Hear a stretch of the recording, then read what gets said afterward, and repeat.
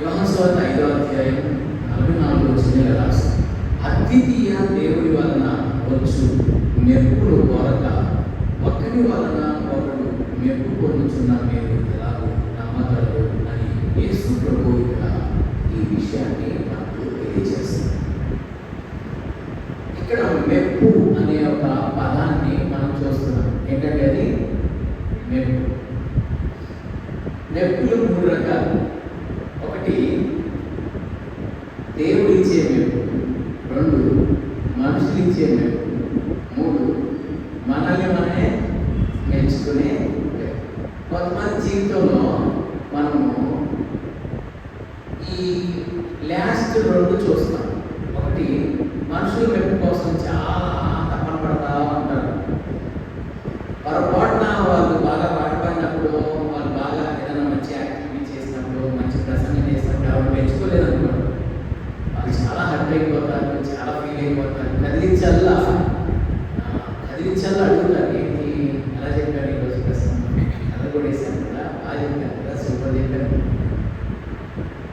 ఎలా పాడాను ఈరోజు పాట, సూపర్ పాడాను కదా, అసలు దావీదు దిగి వచ్చి ఆరాధన చేసినట్టుంది కదా, ఏంజల్స్ హెవెన్ నుంచి అసలు పైనుంచి కింద తొంగి చూసేసారు కదా. అంటే ఎదుటోళ్ళు మెచ్చుకోవాలన్నమాట. మనుషుల మెప్పు కోసం ఎంత తపన పడతా ఉంటారు. ఇంకొంతమంది అయితే వాళ్ళే కోరుకుంటూ ఉంటారు, వాళ్ళే మెచ్చుకుంటూ ఉంటారు. కానీ మనం తప్పించాల్సింది, ఆరాటపడాల్సింది మనుషుల మెప్పు కోసం కాదు. ఎవరు మెప్పు కావాలన్నా దేవుని మెప్పును మనం కోరాలి. దేవుడు మనల్ని మెచ్చుకోవాలండి. మనుషులే ఉన్నట్టు అదే నోటితో నా ఏలిన వాడ అంటారు, అదే నోటితో నరహత్తున్నా అంటారు. నరలేని నాలుక ఏదైనా మనుషుల మెప్పు యూస్లెస్. ప్రభు మెచ్చుకోవాలి. ప్రభు మెచ్చుకునే భక్తి మనం చేయాలి. ప్రభు మెచ్చుకునేటట్టు మనం బ్రతకాలి. ఎందుకంటే కొరింథీ పత్రికలో మనం చదువుతాం కదా, 10th చాప్టర్లో, ప్రభువు మెచ్చుకున్నవాడే యోగ్యుడు కానీ తన్ను మెచ్చుకున్నవాడు యోగ్యుడు కదా. ఒకసారి చదువుతామా? 10th chapter verse 18, 2 Corinthians. కొరింథీ 2వ పత్రిక 10వ అధ్యాయం 18వ వచనం.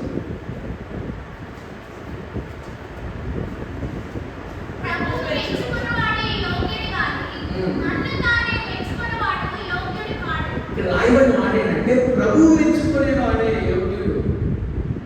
ప్రభువు మెచ్చుకోవాలి. నిన్నైనా నన్నైనా ఎవరినైనా ప్రభువు మెచ్చుకోవాలి. ఆయన మెచ్చుకునేటట్టు మనం బ్రతకాలి. ఆయన మెచ్చుకునే భక్తి మనం చేయాలి. ఇక్కడ ఏమన్నా వస్తుందంటే ప్రభువు మెచ్చుకునేవాడే యోగ్యుడు కానీ తను తానే మెచ్చుకునేవాడు యోగ్యుడు కాదు. అదే అధ్యాయంలో మీరు చూస్తే 12వ వచనం, తమ్ముడు తామే మెచ్చుకుని కొందరితో జతపరచుకున్నట్టుకైన వారితో సరిచేసుకున్నట్టుకైనా మేము తెగింపజారు కానీ అన్నాడు. తమ్ముడు తామే మెచ్చుకునేవాడు. ఏమండి, నిన్ను నన్ను ఎవరు మెచ్చుకోవాలి? ఏసే మెచ్చుకోవాలి. ఏసే మెచ్చుకునే వారిని మనం చేయాలి. బైబిల్లో చాలా మంది దేవుడు మెచ్చుకున్నాడు. బైబిల్లో చాలా మందిని దేవుడు మెచ్చుకున్నాడు. కొత్త నిబంధనలో మనం చూస్తే ఇదే కొత్త నిబంధన యోహాను సువార్తలోనే 1st చాప్టర్లో నతానియేలు అనే ఒక వ్యక్తి ఉన్నాడు. నతానియేలు ఎవరు? మనిషి. నతానియేలు ఎవరు? One of the disciple of Jesus Christ. యేసు ప్రభు శిష్యుల్లో ఒకడు. యేసు ప్రభు నతానియేలుని చూసి ఏమన్నారు తెలుసా? ఇదిగో ఇతడు నిజంగా ఇశ్రాయేలీయుడు, ఇతని యందు ఏ కపటము. షాక్ అయిపోయాడు అసలు నతానియేలు. వెంటనే అన్నాడు, జీసస్ నా గురించి నీకెలా తెలుసు? నీవు నన్ను ఎలాగూ ఎరుగుదువు అన్నాడు. ఎలా తెలుసు నా గురించి నీకు? ఫిలిప్ ఏమని చెప్పాడా? ఫిలిప్ ఏదో చెప్పుకుంటాడు నా గురించి. లేకపోతే ఎలా తెలుసు నీకు? నేను ఇంతవరకు ఎప్పుడు నీకు కలవలేదు, నేను ఎవరో కూడా నీకు ఇంత కరెక్ట్గా ఇంత పర్ఫెక్ట్గా నా గురించి ఎలా చెప్పాను? అసలు నా లైఫ్ గురించి ఒక మాట చెప్పేశాడు. యేసు ప్రభు అన్నారు, ఫిలిప్పు నిన్ను పిలవక ముందే ఆ అంజూరపు చెట్టు కింద ఉన్నప్పుడే నేను నిన్ను చూశాను. ఫిలిప్ ఇంకా నేను పిలవాల, నా దగ్గర తీసుకురావడానికి పిలవాల. ఆ మధ్యలో చెట్టు కింద ఉన్నప్పుడే నేను నిన్ను చూశాను. నువ్వు ప్రవక్తవని నేను గ్రహిస్తున్నానంటే దీనికి ఎంత ఆశ్చర్యపోతున్నావు, ఇంతకన్నా గొప్ప కార్యాలు నీ లైఫ్లో చూడబోతున్నావు అన్నాడు. దీనికి ఎంత షాక్ అయిపోతున్నావు, ఇంతకన్నా గొప్ప కార్యాలు చూస్తున్నావు. నాకు బాగా నచ్చిన లైన్ ఏంటంటే, ఇతడు నిజముగా ఇశ్రాయేలు. అంటే నిజమైన ఇశ్రాయేలీలు ఉన్నారు, డూప్లికేట్ ఇశ్రాయేలీలు కూడా ఉన్నారు. ఇంతకీ నువ్వు నిజమైన ఇశ్రాయేలీవా, డూప్లికేట్ ఇశ్రాయేలు? ఎవరికి పైకి మాత్రమే క్రైస్తవ్యం అనే వేషధారణ పులుముకున్న భక్తి చేస్తూ, కేవలం మనుషులు మెచ్చుకునేటట్టు మాత్రమే భక్తి చేస్తూ బ్రతుకుతున్నట్లయితే దేవుడి మెప్పును ఎప్పటికీ పొందదు. యేసు ప్రభు తలాంతుల గురించిన ఉపమానం చెప్తే ఏమన్నాడు? 5 తలాంతులను 10 డెవలప్ చేసిన వాడిని ఏమన్నాడు? అలా నమ్మకమైన మంచి దాసు. 2 4 చేసిన వాడిని ఏమన్నాడు? అలా నమ్మకమైన మంచి దాసు. నీవు కొంచెం నమ్మకం ఉన్నావు కాబట్టి నేను అనేకమైన వాటి మీద నియమిస్తున్నాను. ఒకటిచ్చినోడు ఏం చేశాడంటే, జాగ్రత్త తీసుకెళ్ళి కచ్చిపులో కట్టి మూట కట్టి వంటతోవి నన్ను జాగ్రత్తగా దాచిపెట్టేసి అంటే ఏమన్నాడు? సోమరి అయిన చెడ్డ దాసుగా, వాళ్ళేమో నమ్మకమైన మంచి దాసుగా, వీళ్ళేమో ఇతన్నేమో సోమరి అయిన చెడ్డ దాసు. యేసు ప్రభు మెచ్చుకోవాలంటే మనం ఏం చేయాలి? వాళ్ళు ఎందుకు మెచ్చుకున్నాడు? 5కి 10 చేశారు కదా. అక్కడ మీరు గమనిస్తే ఒక పదం ఉంటుంది, ఆ సోమరి చెడ్డదాసుడు చెప్పాడు, నువ్వు ఎందుకని వ్యాపారం అన్నా చేయొచ్చు కదా దాంతో. సరే వ్యాపారం కూడా చేయలేదు, కనీసం నా సొమ్మును షావుకారుల యొక్క కనీసం వాళ్ళ దగ్గర ఉంచితే కొంచెం వడ్డీతో సహా నేను వచ్చి తీసుకునేవాడిని. చూడండి, మనం చదువుకోవడానికి బోధించడానికి చాలా ఈజీ, కానీ 5ని మరి 5 చేయడం అనేది చాలా కష్టం. మీకు ఇలా అర్థం అవుతుంది, కానీ ఇంకో విధంగా 5 కోట్లు మీకు ఇచ్చి బిజినెస్ చేయమని ఇచ్చాం. 5 కోట్లకి ఇంకొక 5 కోట్లు లాభం తేవాలంటే బిజినెస్లో ఎంత కష్టపడాలి? అంత సులువ? బిజినెస్ అనగానే అలా పెట్టేయగానే బిజినెస్ ఇలా డెవలప్ అయిపోయి కోట్లు లాభాలు వచ్చేసాయి. బిజినెస్ స్టార్టింగ్లో చాలా ఫైట్ ఉంటుంది, ఎన్నో కాంపిటీషన్స్ తట్టుకొని, ఎన్నో నష్టాలు, ఎన్నో లాసెస్ అన్నీ తట్టుకొని, కొన్ని మంత్స్ అయితే అసలు లాభాలే ఉండవు. మనమే పెట్టుబడి పెట్టాలి. వాటన్నిటిని తట్టుకొని, కాంపిటీషన్స్ అన్ని తట్టుకొని 5 కోట్లకి 5 కోట్లు లాభం గడించాడంటే అసలు మీరు ఆలోచించవచ్చు, దాని వెనక ఎంత హార్డ్ వర్క్ ఉంటుందో, ఎన్ని నిద్రలేని రాత్రులు ఉంటాయో, ఎంత శ్రమించి ఉంటాడో, ఎంత గొడ్డు చాకరీ చేసి ఉంటాడో ఒకసారి ఆలోచన. అలానే ఆత్మీయ జీవితంలో కూడా ఎదగాలంటే, దేవుడు మనకి ఇచ్చిన తలాంతులు మనం డెవలప్ చేయాలంటే అంత ఆషామాషి చాలా కష్టపడాలి. 5 తలాంతులు 10 తలాంతులుగా మార్చిన వ్యక్తి ఎలాగే కష్టపడ్డాడు. దేవుని సన్నిధిలో మనం మోకాళ్ళపై ఎంతో పోరాడాలి, ప్రార్థించాలి. తీవ్రమైన పోరాటం, నార్మల్ ఫైట్ కాదు, తీవ్రమైన పోరాటం ప్రభు సన్నిధిలో చేస్తే కానీ 5ని 5 చేయాలి. సో ఈ ప్రసంగం చేసినంత తేలిక కాదు, కూర్చొని మీరు వెళ్ళినంత తేలిక కాదు. 5ని 5 చేయడం దాని కనుక చాలా శ్రమ. 2కి 4 చేయడం కూడా అంత తేలిక. అలాగే నాకు 5 ఇవ్వలేదని మీరేం ఫీల్ అవ్వదు అక్కడ. అందుకనే మనం అలా బాధపడతామని క్లియర్గా వేసుకుని చెప్పిన, ఎవరి సామర్థ్యం చొప్పున వానికి ఇచ్చి దేశాంతరం పోయాను. ఎవరి సామర్థ్యం, ఈ సామర్థ్యం చొప్పున దేవుడు నీకు ఇస్తాడు. ఆ పరిధిలో నువ్వు కంప్లీట్గా ఫెయిత్ఫుల్గా నువ్వు వచ్చే, అంతేగాని పులిని చూసి నాక పాత పెట్టుకుంటే మనం పులి కాలేని కాబట్టి. ఏమండి, 5 గ్రంథాలు రాసిన మోషే దేవుడు ఏర్పరచుకున్న ప్రవక్తే, ఒకే ఒక్క అధ్యాయం రాసిన ఓబద్యా కూడా దేవుడు ఏర్పరచుకున్న ప్రవక్తే. ఒక్క అధ్యాయమే రాశాడు ఓబద్యా గారు అని, ఆయన ప్రవక్త కాకుండా కూడా 5 పుస్తకాలు రాశాడు. ఆదికాండం, నిర్గమకాండం, లేవియకాండం, సంఖ్యాకాండం, ద్వితీయోపదేశకాండం, 5 కాండాలు రాశాడని. మోషే గారేమి దేవుడు ఏర్పరచుకున్న ప్రవక్త అయిపోరు, ఈయనేమి ఏర్పరచుకోని ప్రవక్త అయిపోరు. ఇది ఇద్దరిని దేవుడు ఏర్పరచుకున్నారు. ఎవరి పరిధిలో వాళ్ళు నమ్మకంగా పనిచేసి శుభ్రంగా చేతులు కడుక్కొని దేవుని మీద నీతిగా బ్రతికి యథార్థంగా వెళ్ళిపోవడమే ప్రభుదేవుడు. సో కాబట్టి బలా నమ్మకమైన మంచి దాసుగా ఎంత ఫెయిత్ఫుల్గా ఆయన పనిచేస్తే అంతగా చేయగలిగారు. సో మనం కూడా ఆ విధంగా దేవుని సన్నిధిలో మనం ప్రయాసపడాలి, పోరాడాలి, ప్రార్థించాలి, కష్టపడాలి. అప్పుడే మనకు ఇచ్చిన ఆత్మీయ జీవితంలో ఇచ్చిన తలాంతులను మనం జవాబు చేసుకోగలుగుతాం, దేవుని ఎదగలుగుతాం, భరించగలుగుతాం, దేవుని కొరకు వాడబడగలుగుతాం. ఇతను 5 చేసి దేవుడి ద్వారా ఎప్పుడు పొందడానికి గల కారణం ఇతని ఫెయిత్ఫుల్నెస్, ఆయన నమ్మకత్వం. అయితే ఈయన ఒక్క తలాంతును అలానే తీసుకొచ్చి బాకి పెట్టి మళ్ళా తీసుకొచ్చి అలానే యజమానికి అప్పచెప్పి సోమరిని చెడ్డదాసులని పిలువబడిన వారి ఫెయిల్యూర్ గల ముఖ్యమైన కారణం వారిలో ఉన్న సోమరితనం. ఈయనలో ఉన్న ఇతను డెవలప్ అవ్వడానికి దేవుని ద్వారా మెప్పు పొందడం గల కారణం ఈయనలో ఉన్న ఆ హార్డ్షిప్, అతనిలో ఉన్న సంపరచబడే ఆ మనస్సు, కష్టపడే ఆ మనస్సు, ఇతని కష్టం, ఇతని ప్రయాస అతని అంతగా ఆశీర్వాదకరంగా మార్చింది. ఇతను ఫెయిల్ అయిపోవడం గల కారణం, ముఖ్యమైన కారణం, అతను ఏదేదో చెప్తున్నాడు లేదని చాలా రీజన్స్, అసలైన కారణం సోమరి అయిన చెడ్డదాసు. వాడిలో ఉన్న సోమరితనమే వాడిని ఫెయిల్ చేసేసింది. వాడిలో ఉన్న లేజినెస్ వాడిని ఫెయిల్ చేసేసి యేసు ప్రభు చేత గద్దింపబడే, యజమాని చేత గద్దింపబడే స్థితిలో వచ్చింది. ఈ సమయంలో మీకు మరొక ఇద్దరు వ్యక్తులు కూడా గుర్తు చేస్తున్నాను. వారి పేరు మరియా మరియు మార్త. మార్త ప్రభు చేత గద్దింపబడే స్థితిలో ఉంది, మరియా యేసయ్య చేత మెచ్చుకొనబడే స్థితిలో ఉంది. మరియా ఉత్తమమైన దాన్ని ఏర్పరచుకున్నది, ఆమె అందరినీ అన్నట్టు తొలగింపబడదు. మార్త మార్త నీవు అనేకమైన పనులను గురించి విచారం కలిగి తొందరపడుచున్నావు, అవసరమైనది ఒక్కటే అని రాసి కింద పుట్టినట్లు రాస్తారు. అవసరమైనవి కొన్నియే అని రాస్తారు. అవసరమైనవి కొన్ని, అనవసరమైన దానికోసం నువ్వు పరిగెడుతున్నావు, ఉపయోగం ఏమీ లేదు. అవసరమైనవి కొన్ని, ఆ కొన్నింటిలో విలువైనవి మరియ ఏర్పరచుకుంది. ఆమె ఉత్తమమైన దాన్ని ఏర్పరచుకున్నది, ఆమె అందరినీ అన్నడు తీసుకెళ్ళి. మరియ ఎప్పుడు చూసినా యేసయ్య చేత పొగిడించుకోవడమే, మెచ్చుకునేటట్టు బ్రతికి. మార్త ఎప్పుడు చూసినా తిట్టించుకోవడం.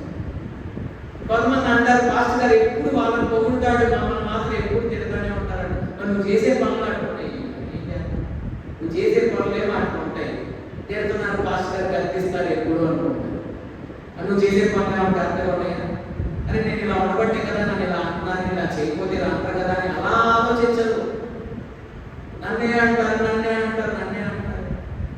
ఇంకేం పని లేదు పాస్టర్ గారు, నేనే అంటమే ఆయనకి డ్యూటీ అంటారు. సో దయచేసి నెగిటివ్ ఎప్పుడు తీసుకోవడం. మార్తని ప్రభు ఎందుకు గద్దించడం? చేసే పనులు అంటున్నాయి.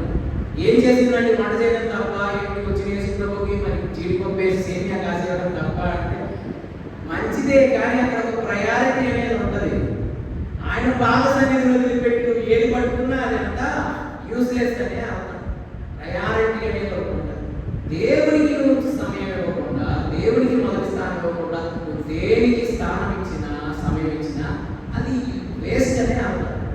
ఇంకా ఒక మాట చెప్పాలని కొంతమంది డైజెస్ట్ అవ్వాలి. కానీ ఈ మాట, ఈ ప్రపంచంలో నువ్వు యూటిలైజ్ చేసుకున్న సమయం ఏదన్నా ఉంది అంటే అది ఆయన సన్నిధిలో నువ్వు గడిపిన సమయమే.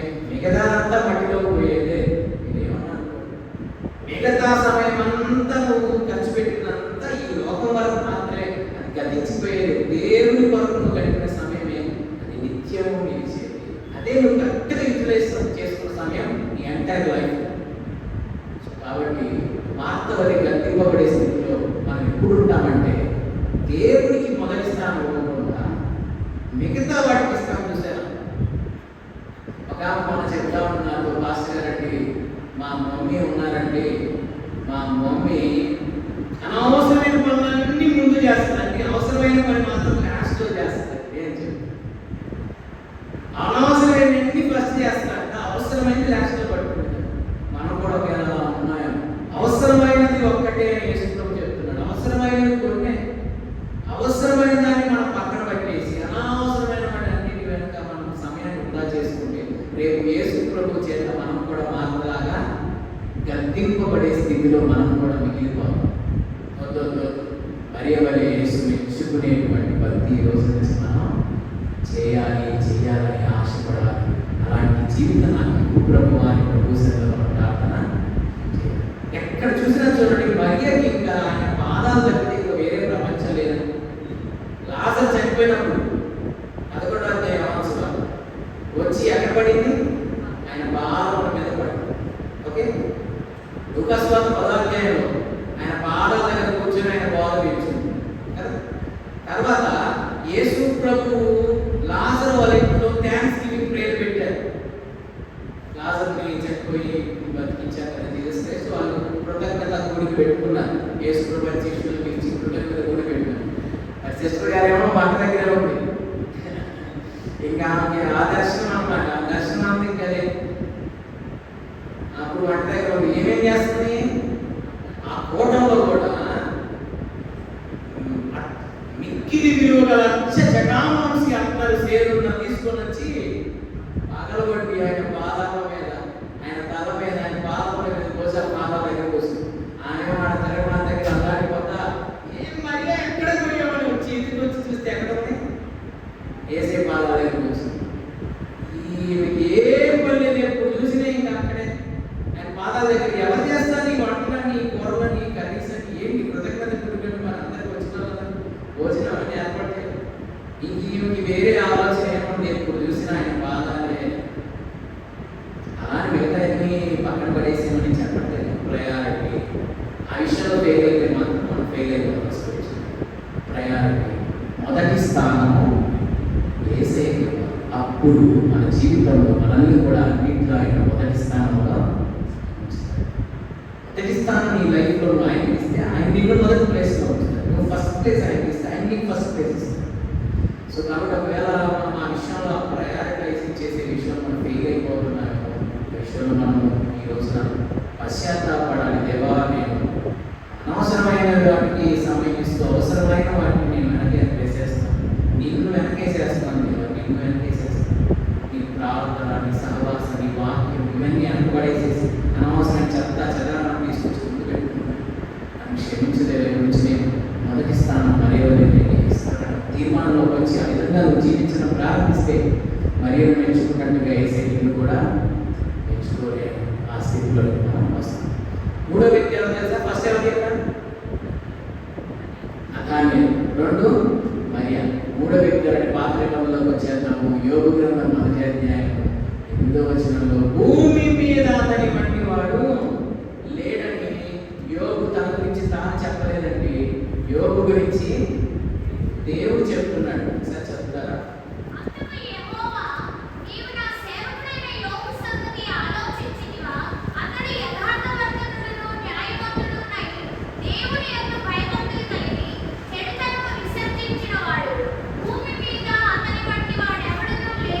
ఏంటండి? ఊజు దేశంలో కాదు, ఊజు దేశంలో ఇతని వంటి వాడు లేడని చెప్పలేదు. లేకపోతే ఆ ఖండంలో, ఆ కాంటినెంట్లో ఇతని వంటి వాడు లేడు. ఆసియాలో ఇతని వంటి వాడు లేడు. ఆఫ్రికాలో ఇతని వంటి వాడు లేడు. లేకపోతే ఉత్తర అమెరికాలో, దక్షిణ అమెరికాలో ఇతని వాడు లేడని చెప్పలేదు.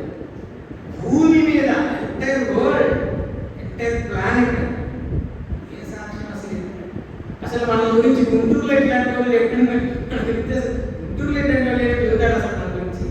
అసలు గుంటూరు దాకా కూడా పోయినా అసలు దూరం కూడా అసలు గుంటూరులో మనం లాంటి వాళ్ళు భక్తి పడడాన్ని దేవుడు చెప్పగలరా? అసలు అంత భక్తి మనం చేస్తే ఎక్కువ భక్తి చేస్తే మన ప్రభు దిగొచ్చేస్తాడు. మనం దిగిచ్చేస్తాడు. ఎందుకు వచ్చింది మనం? అసలు ఏం టెస్టిమోనీ అండి? చదువుకోవడానికి, ప్రసంగాలు చేసుకోవడానికి మనకు చాలా సంవత్సరాల నుంచి భలే ఉపయోగపడుతుంది కానీ మరి మన బతుకులు ఎప్పుడు మన ఆశీర్వదింపబడతాయని ఒకసారి ఆలోచన. ఏం సాక్ష్యం అసలు అది? భూమి మీద అతని వంటి వాడు ఏంటంటే అంత యథార్థవంతుడు లేడు, అంత న్యాయవంతుడు లేడు, అంత నాయకుడు భయభక్తులు కలిగి చెడుతనాన్ని విసర్జించిన వాడు ఇలాంటి వాడు అసలు భూమి మీద. సరే, భూమి మీద దాకా అంత వదిలేదు. ఎప్పుడు కూడా మనం ఆశపడలేదు. కనీసం మనం ఉంటున్న ప్రాంతంలో మన లాంటి వాడు లేడన్న సాక్ష్యాలైనా మనం పొందుకోవడానికి ఈ రోజు నుంచి మనం ప్రయాసపడదాం. అలా ఆశపడదాం, దాని వరకు ప్రయాసపడదాం. ఆశగల ప్రాణాన్ని తృప్తిపరిచే దేవుడు. అందుకనే మాసిలామణి గారు ప్రసంగం చేస్తూ అన్నారు, ఆశ లేని వారిని దేవుడు కూడా ఆశీర్వదించలేడు అని. ఆశ లేని వారిని దేవుడు కూడా ఆశీర్వదించలేదు. కాబట్టి ఆశ అనేది మనలో ఉండాలి. భూమి మీద అతని వంటి వాడు ఎవడు అంతే. దాంతో ఒక సాక్ష్యం ఎవరు చెప్పుకోవడం చాలా తేలికలే, కానీ ఆ సాక్ష్యం పొందడం ఎంతో కష్టం. ఎంత పర్ఫెక్ట్గా ఆయన ఉంటే, ఎంత యథార్థంగా ఆయన ఉంటే, ఎంత న్యాయంగా ఆయన బ్రతుకుంటే, ఎంత భయభక్తులుగా ఆయన జీవించి ఉంటే. ఇక్కడ జాగ్రత్తగా నోటీస్ చేయండి, ఇది మనిషి ఇచ్చిన సాక్ష్యం కాదు. హృదయాన్ని అంతరేంద్రియములను పరిశీలించు నీతి గల దేవుడిచ్చిన సాక్ష్యం. దేవుడి ద్వారా సాక్ష్యం పొందడం చాలా కష్టం. మనుషుల ద్వారా సాక్ష్యాన్ని యాక్షన్ చేయొచ్చు. భక్తులలో ఊగిపోయి అసలు వర్షిప్ చేసి అసలు ఏంటంటే దావీదులాగా ఆరాధన చేస్తాడు, మనోడు అసలు దేవదూతల ఆరాధన చేస్తాడు, షో చేయొచ్చు మనుషుల ముందు. ఎంత మంచి వర్షిపరో, ఎంత మంచి ప్రసంగికుడో, ఎంత మంచి ఆత్మీయుడో అని మనుషుల ముందు మెప్పు పొందడానికి మనం చాలా చేయొచ్చు. కానీ దేవుడి ద్వారా సాక్ష్యం పొందడం చాలా కష్టం. ఎందుకంటే ఆయన డైరెక్ట్గా చూడటమే మన హృదయాన్ని అంతరేంద్రియాలు చూస్తాడు. కాబట్టి ఆయన దగ్గర యాక్షన్లు షోలు చేయడానికి కుదరదు. మనుషుల ముందంటే ఎట్టో పట్ల మనం నీతిమంతులాగా మనం యాక్షన్ చేసి మన మనుషులు ఎప్పుడు పొందుకోవచ్చు. చాలా భక్తుడండి, చాలా నీతిమంతురాలండి, చాలా భక్తురాలండి, చాలా బిలీవరండి, చాలా మంచి ప్రసంగికుడు, దేవుడి దగ్గర ఇట్లాంటి పప్పులేమి పడదు. నేను ఇప్పుడు స్ట్రెస్ చేసేలా చెప్తున్నదే, ఇక్కడ ఇచ్చిన సాక్ష్యము తన గురించి తాను ఇచ్చిన సాక్ష్యం కాదు, తన గురించి మనుషులు ఇచ్చిన సాక్ష్యం కాదు, దాని గురించి సాక్షాత్తు దేవుడు ఇచ్చిన దేవుడి ద్వారా సాక్ష్యం పొందాలి. దేవుడి ద్వారా సాక్ష్యం పొందాలంటే చాలా కష్టం. అలాని అది ఒప్పులాంటి వాళ్ళకి సాధ్యమైందని, మన లాంటి సాధ్యమైందని మాత్రం అలా నెగిటివ్లోకి వెళ్ళదు. ఇది మనుషులకు అసాధ్యమే కానీ దేవుడికి సమస్తం సాధ్యం. Everything is possible with God. నమ్ముట నియమం అయితే నమ్మడానికి సమస్తం సాధ్యం. ఆ యోబు, ఏలియా, ఎలీషా, జీసస్ క్రైస్ట్ ఇలా చెప్పామనుకోండి, ఓ వాళ్ళంటే యోబు అంటే, ఓ ఏలియా అంటే భక్తులు మన వల్ల అడే. దయచేసి అలా వెళ్ళదు. మనలో ఆశ ఉంటే ఖచ్చితంగా దేవుడు దాన్ని నెరవేరుస్తాడు. సో కాబట్టి ఇక్కడ యోబు భూమి మీద అంత భక్తుడు లేడని దేవుడి ద్వారా సాక్ష్యం పొందాడు. మనం అందగలమా అని నిరాశపడిపోవద్దు. ఖచ్చితంగా నీకు ఆశ, దాని ప్రయాసం ఉంటే ఖచ్చితంగా నీకు కూడా అలాంటి కృపను దేవుడు ఇస్తాడు. ఇంకొక వాక్యం చెప్తే నీకు ఇంకొంచెం క్లారిటీ వస్తుంది. అదే మోషే గురించి దేవుడు ఇచ్చిన సాక్ష్యం. సంఖ్యాకాండం 12వ అధ్యాయంలో ఏం సాక్ష్యం ఇచ్చారు చూడండి మోషే గురించి.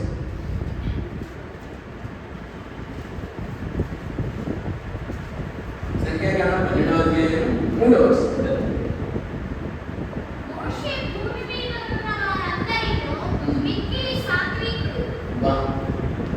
మోషే ఇక్కడ కూడా చూడండి ఏం వాడుతున్నారు, భూమి మీద, భూమి మీద, భూమి మీద ఉన్న వారందరిలో మిక్కిలి సాత్వికుడు. మీకు ఒక ప్రోత్సాహం కోసం చెప్తున్నాను, ఎంకరేజ్మెంట్ కోసం చెప్తున్నాను. మోషే గురించి దేవుడు ఇచ్చిన సాక్ష్యం భూమి మీద ఇంత సాత్వికుడు లేడు అని. కానీ మీకు ఒక ప్రోత్సాహం కలిగింది ఇది వింటే.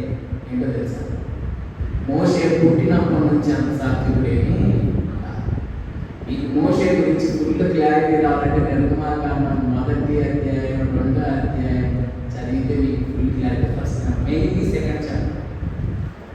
ఐగుప్తీయుడు ఇజ్రాయేలీయుడు కొట్టుకుంటూ ఏం చేశాడు, అటు ఇటు చూశాడు, అంతే సంగతి. ఇసుకలో డబ్బు పెట్టేసి ఒక్క షాటే అయిపోయాడు. ఐగుప్తీయుడు వేసి ఇసుకలో పాత పెట్టేసి తన ద్వారా రక్షణ కలగజేస్తున్నాడు దేవుడు అని ప్రజలు తెలుసుకుంటారని అనుకున్నాడు. కానీ ప్రజలు తెలుసుకోరు. తన ద్వారా రక్షణ, ఈ మాట మీకు అపొస్తలుల కార్యాల్లో స్టెఫను మాట్లాడుతూ చెప్తాడు అన్నమాట. తన ద్వారా ఇశ్రాయేలీయులకు రక్షణ కలుగునని అతడు తలంచిన కానీ వారు గ్రహించలేదు. దేవుడు అనుకున్నాడు, బాబు నీ ద్వారా కాదయా రక్షణ, నా ద్వారా రక్షణ నీకు అర్థమయ్యేటట్టు చేస్తాను రా మిద్యాన్ దేశానికి. అక్కడ నీకు ట్రైనింగ్ పెట్టానంట. మిద్యాన్ దేశానికి తీసుకెళ్ళి మిద్యాన్ అరణ్యంలో 40 రోజుల ట్రైనింగ్. 40 సంవత్సరాలు. ఎంత ట్రైనింగ్ అంటే నువ్వు వెళ్ళాలి ఫరో దగ్గరికి నా ప్రజలు విడిపించడానికంటే, అయ్యా నాలుగు మాన్యం కావాలి, నోటి మాన్యం కావాలి, మాట్లాడడం కూడా నాకు చేయాలి. అపొస్తలుల కార్యాలు 7వ అధ్యాయంలో స్టెఫను మాట్లాడితే ఏమన్నారు? అతడు మాట నేర్పరి, మాటల యందు ప్రవీణుడు అని రాశాడు. సమస్త ఐగుప్తు దేశంలో ఉన్న సకల విద్యను నేర్చుకున్నాడని రాశాడు. మాటల యందు ప్రవీణుడు అని రాశాడు. ఆయన ఏంటి మరి ఇప్పుడు? నాకు మాట్లాడడం చేత కాదు, నాకు నాలుక మాంద్యమయ్యా, నాకు నోటి మాంద్యమయ్యా, నేను నచ్చోని నా వల్ల కాదు. 40 years ఆఫ్ ట్రైనింగ్లో మొత్తాన్ని పిప్పి చేసి అవతల పడేశాడు. ఇప్పుడు తనలో అంటూ ఇంత గర్వం కూడా మొత్తం దేవుడు తొలగించి ఎలా మార్చేశాడు. ఇశ్రాయేలీయులు ఏదన్నా వ్యతిరేకించి సరికి కొనిగారంటే మీరు చదివితే సంఖ్యాకాండంలో చాలా చోట్ల మోషే సాగిలపడెను, మోషే సాగిలపడెను, మోషే సాగిలపడెను అనే పదాలు చాలా చోట్ల మీరు చూస్తారు. అదే ఆత్మ మోషే అయితేనా వాటికి మామూలుగా 8 వికెట్లు ఇచ్చేవి కదండి. అసలు మొత్తం మీద ఎంతమంది కాలాన్ని వెళ్ళేవారు నాకైతే తెలియదు. పాత మోషే ఇంత సాత్వికత్వం ఎక్కడి నుంచి వచ్చింది? నేను ఇవ్వాలనుకున్న ప్రోత్సాహం ఏంటో తెలుసా? మోషే మొదటి నుంచి అంత సాత్వికుడు, ఒకప్పుడు చాలా రెబల్. అలాంటి వ్యక్తి ఇంత భూమి మీద ఎంత సాత్వికుడు లేడని దేవుడి చేత చెప్పించుకునే అంత ఆత్మీయ స్థాయికి ఆయన ఎక్కి వెళ్ళాడు. నేను అదే చెప్తున్నా, నువ్వు ఇప్పుడు ప్రజెంట్ ఎటువంటి ఆత్మీయ స్థాయిలో ఉన్నావు అనే దాని గురించి నువ్వు బాధపడదు, నిరాశపడవద్దు. నీలో ఆశ ఉంటే దేవుడు నిన్ను ఇప్పుడు ఏ స్థితిలో ఉన్నా నిన్ను ఏ స్థితిలో కన్నా తీసుకెళ్ళి నిలబెట్టగలడు. ఇప్పుడున్న స్థితిలో కన్నా ఇంకా ఉన్నతమైన స్థితిలో నేను ఖచ్చితంగా నిలబెట్టాడు. ఎందుకంటే మోషే ఫస్ట్ నుంచి అంత స్థాయి కలిగినవాడు. అయితే అబ్బో మన వల్ల కాదు, మనం చేసే కార్యం కాదని మనం నిరాశపడచ్చు.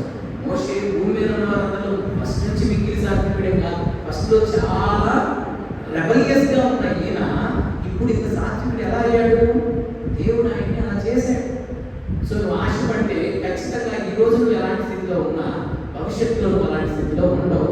దేవుడు నీ జీవితంలో కూడా అలాంటి కార్యాన్ని తప్పకుండా చేస్తాడు. అది నువ్వు చేసే కార్యం కాదు, నీ జీవితంలో ప్రభువు చేసే కార్యం. అని ఆయనకి సబ్మిట్ చేసుకోవడమే నీ పని, మిగతా పనంతా ఆయనే చేస్తాడు. సో మోషే పొందిన సాక్ష్యం చూడండి. భూమి మీద ఉన్న వారందరిలో మిక్కిలి, అసలు అధ్యాయం చదువుతుంటే నాకు భలే ఆశ్చర్యం వేస్తుంది.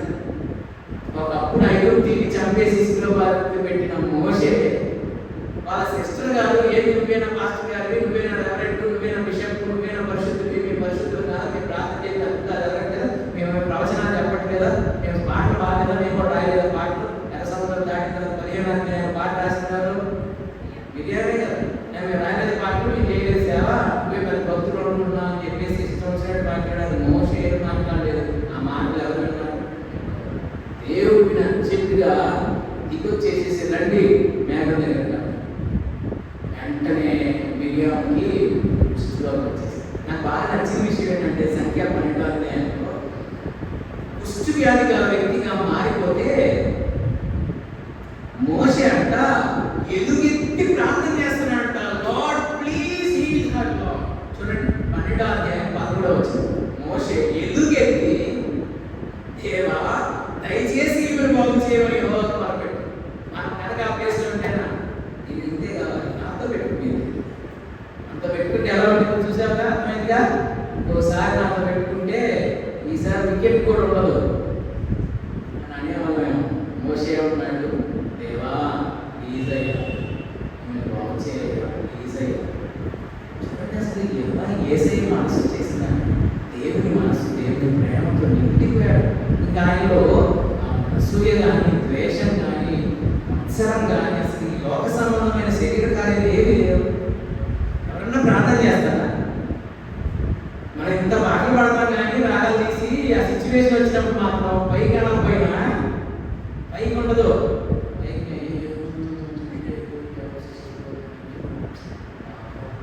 పాపం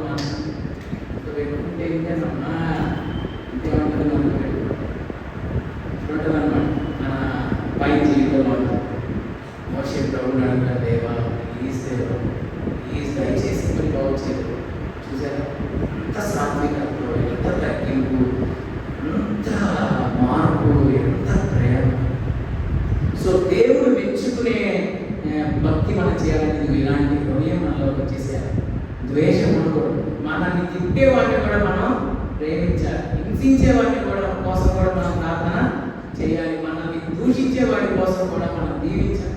మనం తిట్టేవాడిని కూడా మనం బ్లెస్ చేయాలి, దీవించాలి. ఏమన్నా అపోస్తలుడైన పౌలు గారు పత్రిక రాస్తూ, మేము హింసించే వారి కొరకు ప్రార్థన చేయండి, మేము దూషించే వారిని దీవించుడి కానీ శపించవద్దు అని రాశారు. మీకు కీడు చేసేవాడికి మీరు మేలు. సో దేవుడు మెచ్చుకునే భక్తి మనం చేయాలంటే మోషే వంటి హృదయం మనకు కూడా చేసేయాలి. అలాంటి హృదయం మనం కలిగి జీవించినప్పుడు దేవుడు మనల్ని మెచ్చుకుంటాడు. మరొక మాట చదువుకుందాం. యోహాను సువార్త 12వ అధ్యాయంలో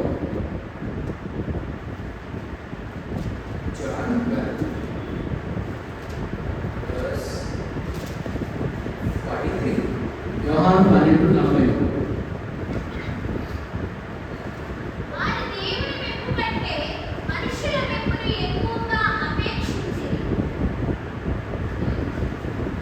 సో ఇక్కడేమన్నాడంటే యోహాను సువార్త 12వ అధ్యాయం 43 వారు దేవుని మెప్పు కంటే మనుషుల మెప్పును ఎక్కువగా అపేక్షించి.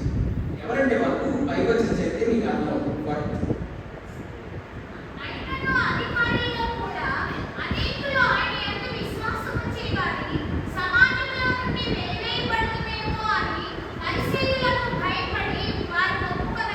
పైన వచ్చిన చరిత్ర అధికారుల్లో చాలా మంది యేసు ప్రభువునందు విశ్వాసించారట. కానీ ఎక్కడ సంఘంలో నుండి సమాజంలో నుండి వెలేస్తారో, ఎక్కడ సమాజం నుండి వెలేస్తారో అని ఒప్పుకోలేదంట. ఇక్కడ మీరు జాగ్రత్తగా గమనించండి, మంచి కాన్సెప్ట్ ఉంది ఇక్కడ, జాగ్రత్తగా వినండి. 42 విశ్వసించిరి కానీ ఒప్పుకొనలేదు. విశ్వసించిరి కానీ ఒప్పుకోలేదు. ఏం గుర్తురాట్లేదు మీకు? ఏం గుర్తుకు వస్తుంది?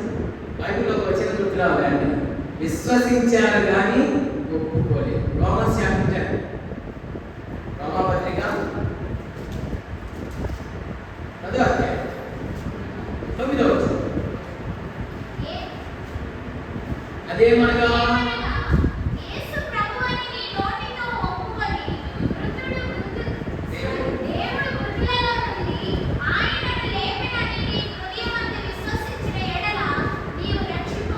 మనము రక్షింపబడాలంటే 2 పనులు జరగాలి. హృదయమందు విశ్వసించాలి, నోటితో. హృదయమందు విశ్వాసం కనపడిందా? నోటితో ఒప్పుకోవడం, బయటికి వినబడింది. అంటే ఇది బయటికి సంబంధించింది, ఇది లోపల సంబంధించింది. రక్షింపబడాలంటే 2 జరగాలి. హృదయమందు విశ్వసించాలి, నోటితో ఒప్పుకోవాలి. హృదయమందు విశ్వసించుట అనేది విశ్వాసం కనబడదు, అనగా ఇది అంతరంగ మార్పుకి గుర్తు. బయటికి ఒప్పుకోవడం అనేది బయటికి వినబడింది, అంటే ఇది బాహ్య మార్పుకి గుర్తు. అంటే అంతరంగంలో మార్పు రావాలి, బాహ్య జీవితంలో మార్పు రావాలి. అప్పుడే మనం నిజంగా రక్షింపబడినట్టు. కొంతమంది బాహ్య జీవితంలో మార్పు వస్తుంది కదా, అంతరంగ జీవితంలో మార్పు రాదు. దీని గురించి ఇంకొంచెం మీకు క్లారిటీ కావాలంటే రోమపత్రిక 2వ అధ్యాయంలోకి వెళ్ళాలి. రోమపత్రిక 2వ అధ్యాయం 28-29 వచనాల్లో ఎవరు దేవుని మెప్పును పొందుతారో అక్కడ పౌలు గారు రాస్తున్నారు.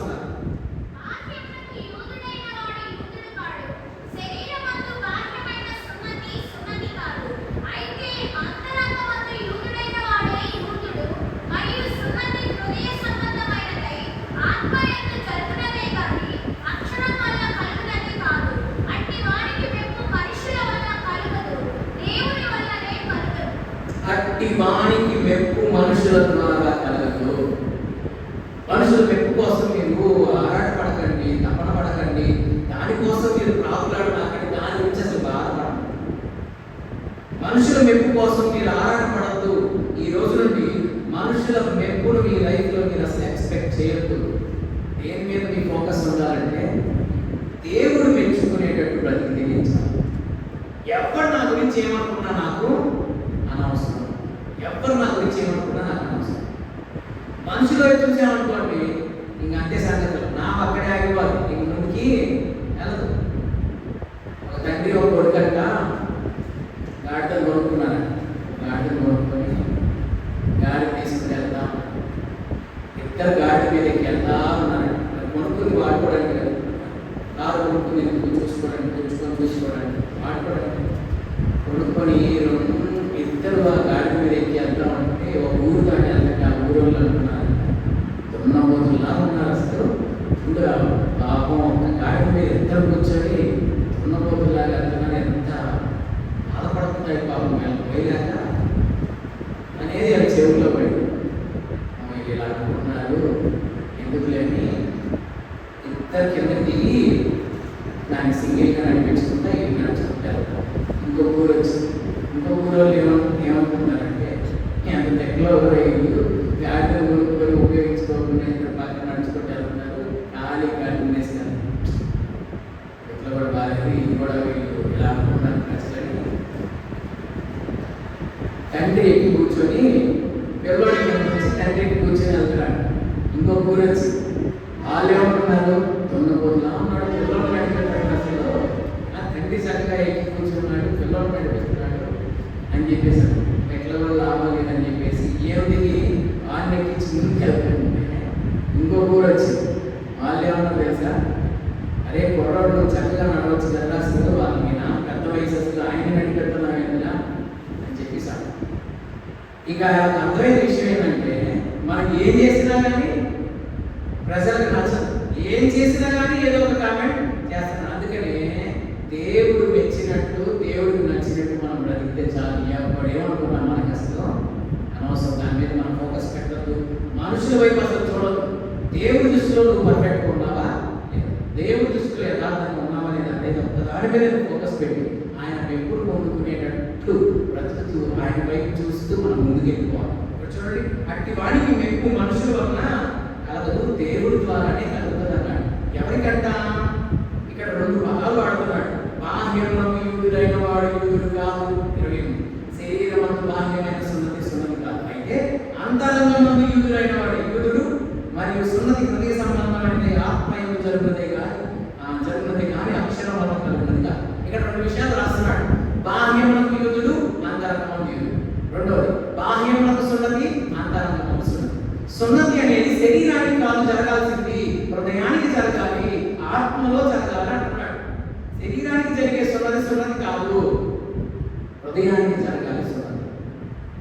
శరీరానికి జరుగుతుంది కానీ సున్నతి మనుషులకి ఎక్కడ జరగట్లేదు, ఆత్మలో జరగట్లేదు.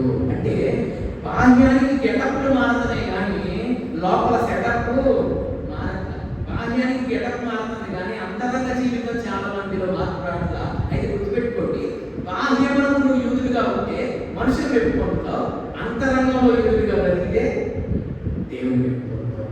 బాహ్యానికి సున్నతి నువ్వు పొందితే మనుషుల వైపు పొందుతావు, ఆత్మలో సున్నతి పొందితే దేవుని వైపు పొందుతావు. నీకు ఇప్పుడు ఇంతకీ మనుషుల వైపు కావాలా, దేవుని వైపు కావాలా? మనుషుల వైపు కావాలంటే బయటికి యూదులా బతుకు, నో ప్రాబ్లం. దేవుడి వైపు కావాలంటే మాత్రం అంతరంగం యూదుడిగాను మార్చబడాలి. అందుకని ఇక్కడ చెప్తున్నాడు, అంతరంగమందు యూదుడైన వాడే యూదుడు, అట్టి వాడికి మెప్పు మనుషుల ద్వారా కలగదు, దేవుడి ద్వారా కలగదు. సో కాబట్టి అందుకని ఇందాక మనం చదువుకున్న దాంట్లో ఏమన్నాడు, దీనికి బిఫోర్ వర్స్లో 10th chapter verse 9, యేసు ప్రభు అని నీ నోటితో ఒప్పుకొని దేవుడు మృతుల్లో ఆయన లేదని నీ హృదయంలో విశ్వసించినట్టు రక్షించబడు. జాన్ చాప్టర్ 12:43 ఏమన్నారు, యేసునందు అధికారులు అనేక మంది విశ్వసించితిరి గాని సమాజం నుండి వెలివేస్తారని వాళ్ళు నోటితో ఒప్పుకోలేదు. ఎందుకు ఒప్పుకోలేదు? కింది వచ్చి ఏం రాశాడు, వారు దేవుడి మెప్పు కంటే మనుషుల మెప్పును ఎక్కువగా అపేక్షించారు. అంటే ఈ మనుషుల కోసం బతుకుతున్నారండి, మనుషుల మెప్పు కోసం బతుకుతున్నారు. నేను దేవుడి మెప్పు అవసరంలా, దేవుడిచ్చే మెప్పు అవసరంలా, దేవుడిచ్చే మహిమ అవసరం లేదు. రేపు వేసే ప్రత్యక్షమైనప్పుడు మనకు మెప్పు మహిమ ఘనత అయిపోతున్నాడు. అది మనం పొందుకోవాలంటే నువ్వు మనుషులు మెచ్చేటట్టు మనుషులు నచ్చే భక్తి కాదు చేయాల్సింది, దేవుడు మెచ్చే భక్తి, దేవుడికి నచ్చే భక్తి మనం. మీరు ఎందుకని ఒప్పుకోలేదంటే నోటితో సమాజంలో వెళ్ళేస్తారేమో, సమాజంలో వెళ్ళేస్తారు. సమాజంలో వెళ్ళేస్తే ఏమైంది, రావాల్సిన బెనిఫిట్స్ అన్ని ఆగిపోతాయి. అంటే శ్రమలకు భయపడి వీళ్ళు మనుషుల మెప్పును ఆశించి శ్రమలకు భయపడి దేవుడిని నోటితో ఒప్పుకోక దేవుడిచ్చే గొప్ప రక్షణను పోగొట్టుకుంటారు. ఈరోజు మనం భక్తులు మనం అనుకుంటున్నాం కానీ ఎంతమంది నిజంగా రేపు శ్రమ వచ్చినప్పుడు దేవుడి కొరకు మనం నిలబడగలరు? నాకు నేను భక్తుడిని, మీకు మీరు భక్తులే.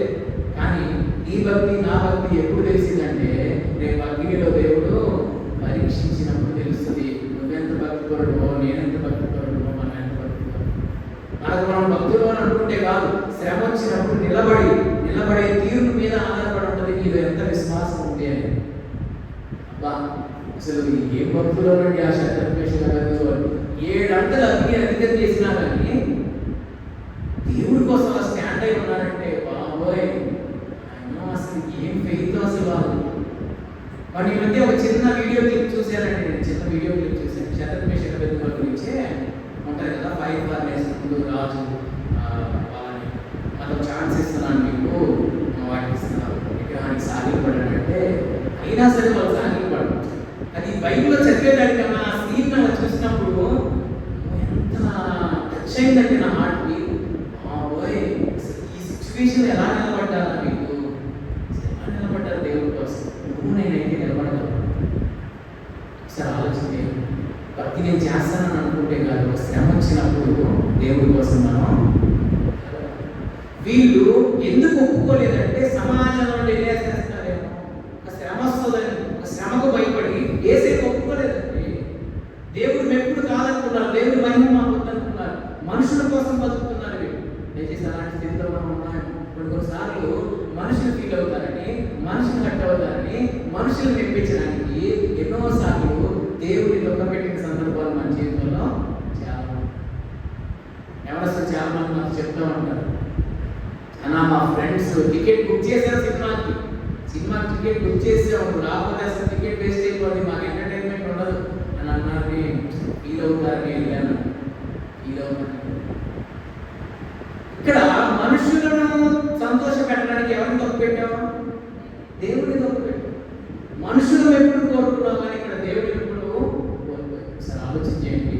మనుషులను సంతోష పెట్టడానికి కొన్నిసార్లు మన జీవితంలో మనము మనుషులు ఫీల్ అవుతారని ఎన్నోసార్లు దేవుడిని తొక్కపెట్టిన సందర్భాలు. యేసు ప్రభు గురించి తండ్రి ఏమని చెప్పాడు? ఇదిగో ఈయనే నా ప్రియ కుమారుడు, ఈయన యందు నేను ఆనందించుతున్నాను. తండ్రి ఆనందిస్తున్నాడంట ప్రియమైన తన కుమారుడు. మన గురించి అలాంటి సాక్ష్యం చెప్పగలరా? యేసు ప్రభు తండ్రి వలన ఎప్పుడు పొందాడు రాష్ట్రం బైబిల్ చూద్దాం ఒకసారి. యాక్ట్స్ ఆఫ్ ది అపోస్టల్స్ చూడు గమనించింది. అపోస్తల కార్యాలు 2వ అధ్యాయం 22వ వచనం.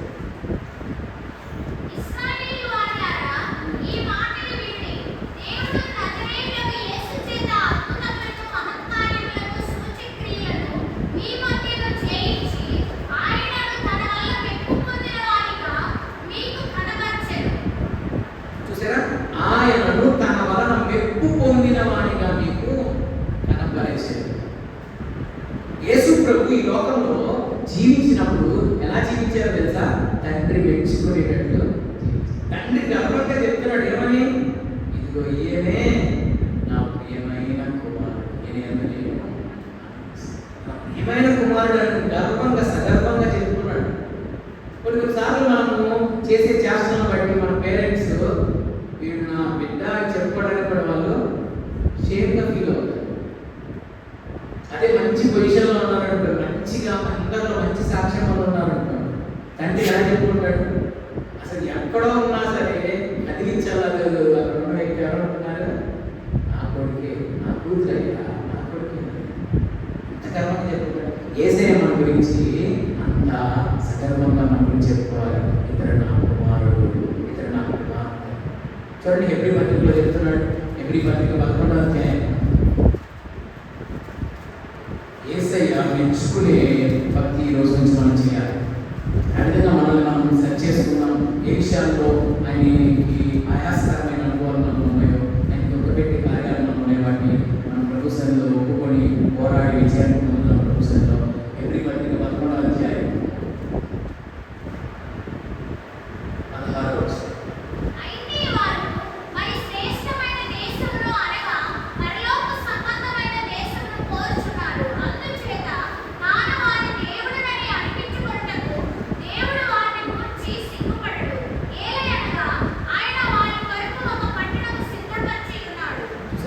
తాను వారి దేవుడనని అనిపించుకుంటూ దేవుడు వారి గురించి సిగ్గుపడడు.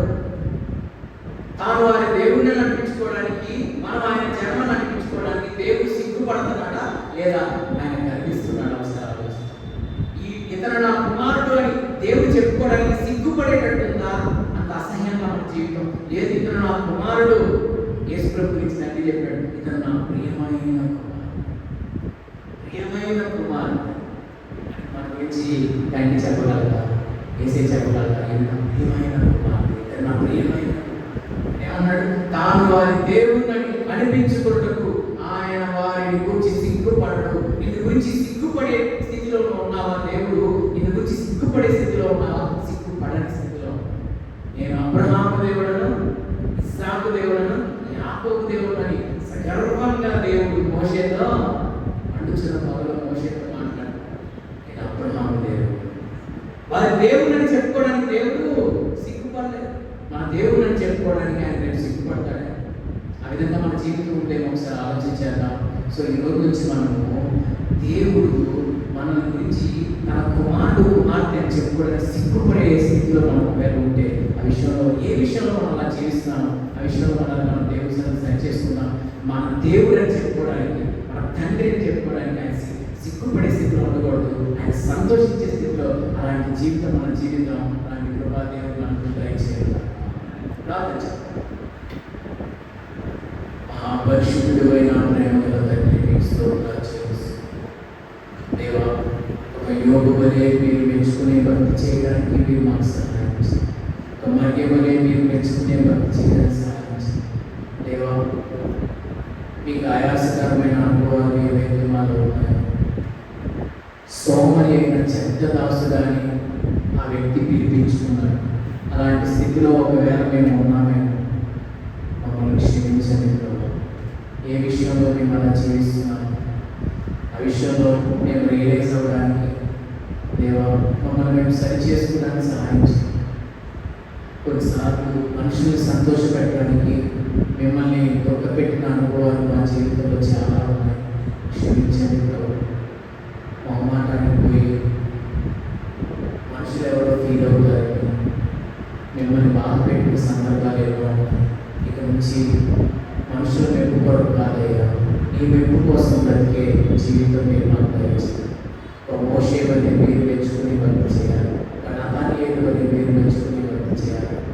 దేవా, బాహ్యములకు యూదులుగా ఉంటున్నాం కానీ అంతరంగమందు యూదులుగా ఉండలేకపోతున్నాం.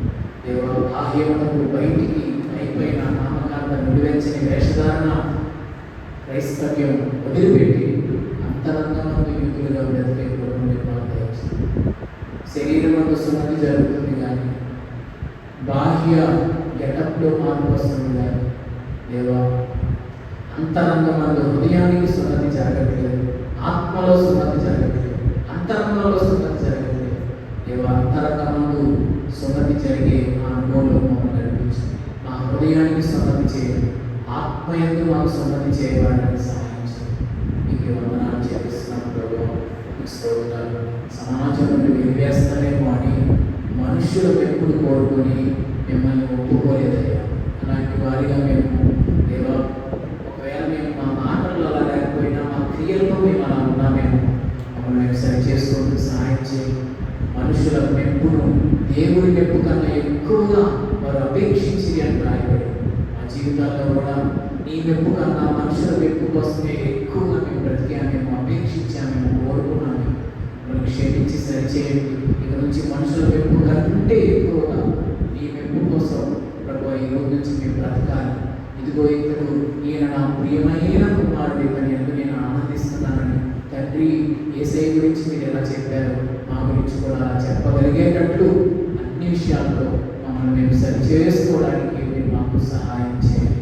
దేవా, ఈ రోజు నుంచి మా ఫోకస్ అయ్యా మనుషుల మెప్పు కోసం బ్రతక నీవు మెచ్చుకునే భక్తి చేస్తే చాలు, నీవు మెచ్చుకునేటట్టు బ్రతికితే చాలు. దాని మీద మేము మీ మెప్పు మీద ఫోకస్ పెట్టి బ్రతికే కృపను మా అందరికీ దయచేయము. ఈ మాటలు మాలో ఫలింపజేయము. యేసు నామమున అడుగుచున్నాను తండ్రి.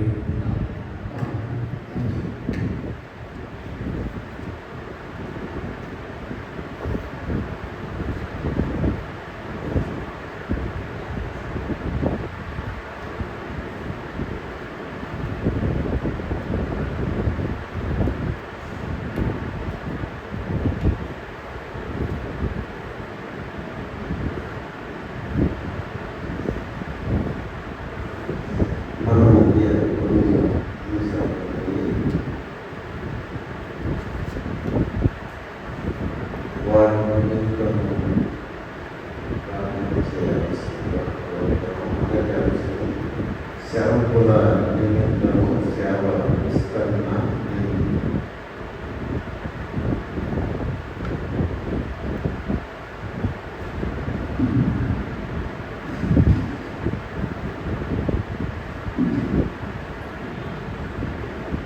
మహాపరిశుద్ధుడైన